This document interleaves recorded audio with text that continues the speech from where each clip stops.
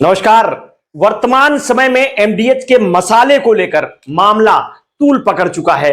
कई देशों में बैन लगने और सुर्खियां बनने के बाद भारत में भी जिम्मेदारों की निंद्रा टूटी है। अब जांच की बात की जा रही है। आपको बता दें, अमेरिका में भी एमडीएच के मसाले को बैन किया जा चुका है। सिर्फ हम फिसड्डी साबित हुए हैं। कारण हम स्वास्थ्य के मामले में हर बार पीछे रहते हैं। कोई भी कंपनी भारतीयों के साथ खिलवाड़ करती है तो जांच होती है और फिर जांच होती है। मतलब साफ है कि जागरूक देशों की अपेक्षा हमारे यहां सिर्फ कागजी खाना पूर्ति का इतिहास रचा जाता है। अब आते हैं एमडीएच पर, तो जान लीजिए। रॉयटर्स ने अमेरिका नियामक के डाटा का विश्लेषण किया है, जिससे पता चला है कि भारतीय मसाला ब्रांड एमडीएच के कुछ मसाले बैक्टीरिया की मौजूदगी की वजह से जांच के दायरे में हैं। 2001 के बाद से इसके अमेरिकी शिपमेंट का औसतन 14.5% बैक्टीरिया की मौजूदगी के कारण खारिज कर दिया गया है।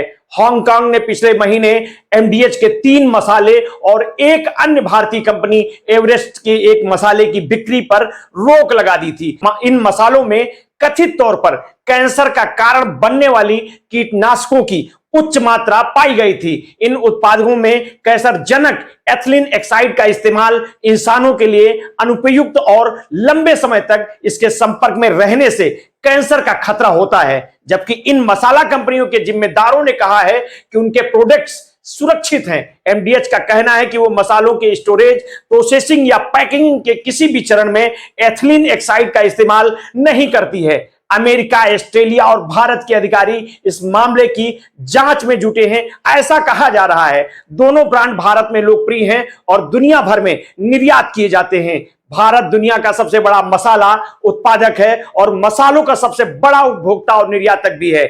जियोन मार्केट रिसर्च का अनुमान है 2022 में भारत का घरेलू मसाला बाजार 10.44 अरब डॉलर का था।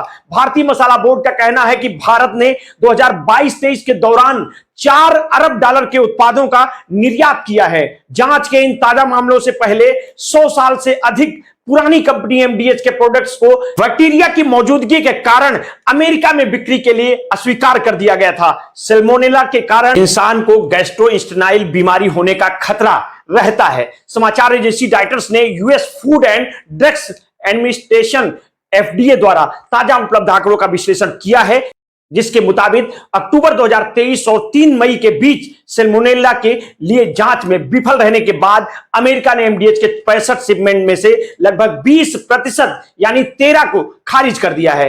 एफडीए ने यह नहीं बताया शिपमेंट में कितनी मात्रा शामिल थी, लेकिन आंकड़ों के मुताबिक खारिज किए गए 13 शिपमेंट में मिश्रित मसाले और सीजनिंग के साथ साथ मेथी भी शामिल थी। आंकड़ों से पता चलता है कि वित्तीय वर्ष 2022-23 में 119 एमडीएच शिपमेंट में से लगभग 15% को ज्यादातर सैल्मोनेला मिले होने के कारण रिजेक्ट कर दिया गया था, जबकि 2021-22 के दौरान खारिज किए गए शिपमेंट का प्रतिशत 8.19 था। अमेरिका में एवरेस्ट को कम अस्वीकृति मिली है। 2023-24 में 450 शिपमेंट में से केवल 1 को सैल्मोनेला के लिए खारिज किया गया है। डाटा के मुताबिक 2022-23 में एवरेस्ट के लगभग 3.7% अमेरिकी शिपमेंट को रोका गया है। एक साल पहले अमेरिका में 189 शिपमेंट में से कोई भी अस्वीकृत नहीं हुई थी।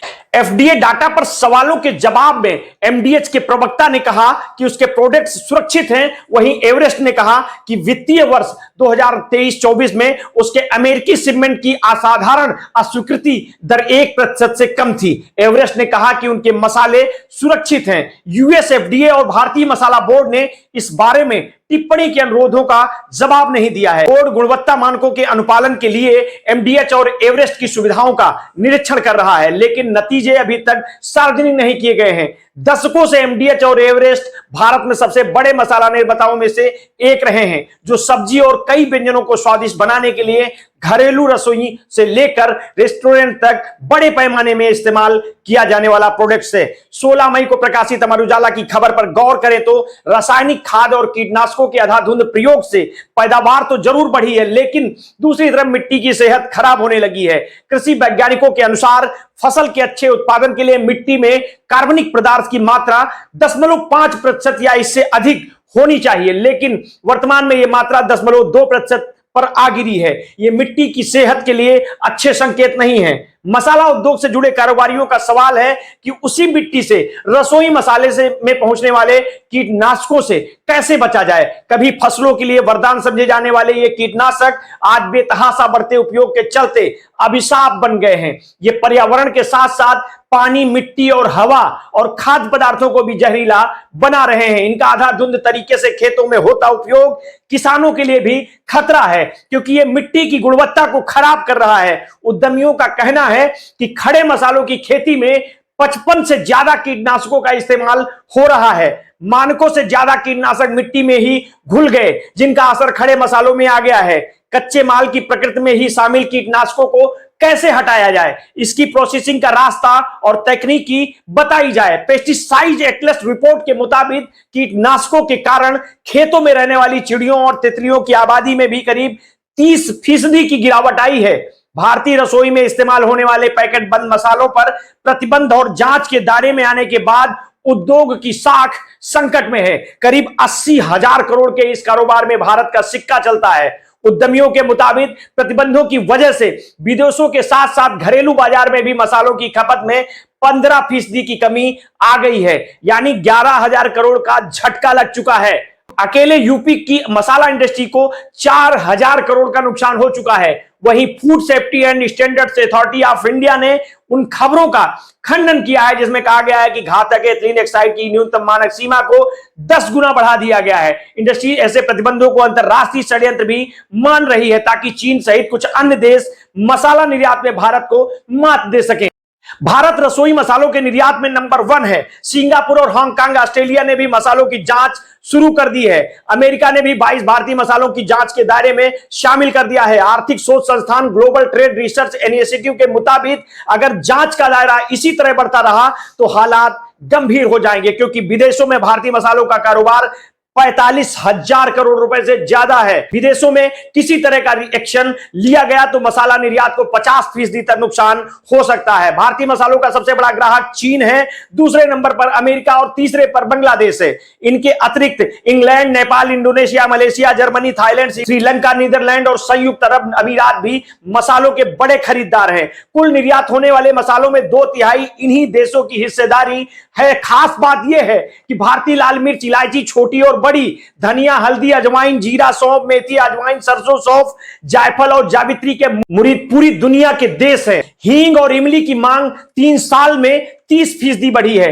पुदीना मसाला और करी पाउडर भी विदेशियों को खूब भाता है। अब तो बुकनू का भी स्वाद विदेशियों को लग गया है। 18 अरब डॉलर का निर्यात तो अकेले मिर्च, जीरा और हल्दी का हुआ है। मसाला इंडस्ट्री के बड़े ब्रांड्स के मालिक इस मामले पर खुलकर बोलने को तैयार नहीं है। उन्हें डर है कि ज्यादा बयान कहीं उन्हीं पर भारी ना पड़ जाए। उनका कहना है कि भारत दुनिया भर में मसाला उत्पादन में नंबर 1 है। कुल मसाला उत्पादन में हिस्सेदारी करीब 72% है। इस बाजार पर चीन सहित कुछ अन्य देशों की भी लगातार नजर बनी हुई है। इस बाजार पर छाने के लिए सबसे आसान रास्ता है कि भारतीय मसालों की गुणवत्ता को कटघरे में खड़ा कर दिया जाए। हांगकांग और सिंगापुर द्वारा भारत में के कुछ रसोई मसालों पर प्रतिबंध के बाद प्रदेश में भी जांच अभियान छेड़ा गया है। ऑस्ट्रेलिया ने भी मसालों की जांच शुरू कर दी है। गंभीरता को देखते हुए यूपी के सभी छोटे बड़े रसोई मसाला निर्माताओं की फैक्ट्रियों से सैंपल सीज किए जाएंगे। हर जिले में जांच के निर्देश खाद्य आयुक्त को दे दिए गए हैं। सभी सैंपलों की जांच देश की विभिन्न लैब से कराई जाएगी। इन मसालों में खास तौर पर घातक एथिलीन ऑक्साइड कीटनाशक की जांच होगी।